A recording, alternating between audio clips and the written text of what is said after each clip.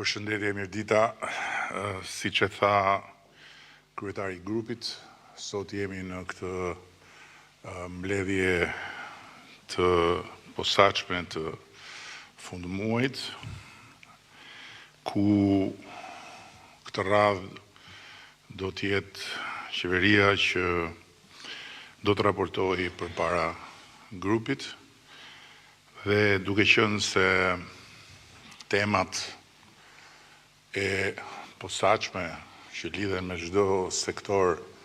do të trajtohen nga ministrat përkatës, unë dëshiroj të ndaj këtu me ju, duke përfituar dhe nga prania e publikut dhe veçanërisht e zgjedhësve tanë përmes mediave,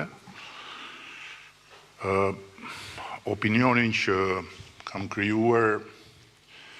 lidhur me situatën komplekse ku ndodhemi, jo thjesht ne, shumica e qeverisë po vendim sot. Pas një fitore historike të zgjedhjeve nga ana jonë, rreth 9 muaj më parë,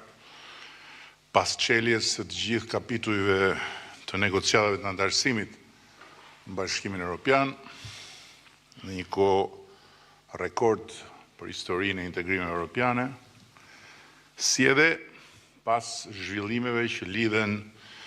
sa me ecurinë dhe me fatin e reformës historike në drejtësi, aq edhe me rrugën e rritjes ekonomike, qëndrueshmërisë politike dhe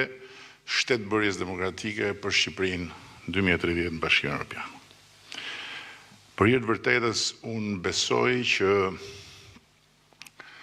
duhet të shohim së bashku se jemi në një udhkryq të ri. Ndërkohë që ekonomia vazhdon të ecë me ritmet e parashikuara, duke afirmuar një rritje të qëndrueshme e cila për nga kohëzgjatja e saj në harkun e këtyre 35 viteve është e pakrahasueshme me asnjë periudhë të mëparshme, ndërkohë që Shqipëria vazhdon të shkëlqejë ndërkombëtarisht si asnjëherë më parë, duke u vlerësuar dhe duke u respektuar në çdo forum dhe instancë të marrëdhënieve ndërkombëtare, ndërkohë që projektet në zhvillim, në hartim e sipër apo në plan për t'u hartuar dhe zhvilluar në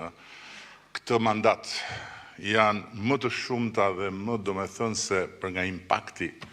se kur më parë, udhkryqi ku ne ndodhemi sot paraqet sipas meje disa rreziqe, të cilat kërkojnë një kuptim të drejtë, një adresim të vendosur dhe një disiplinë të fortë nga ana jonë, dhe kur them nga ana jonë kam parasysh në radhë parë ne këtu deputete,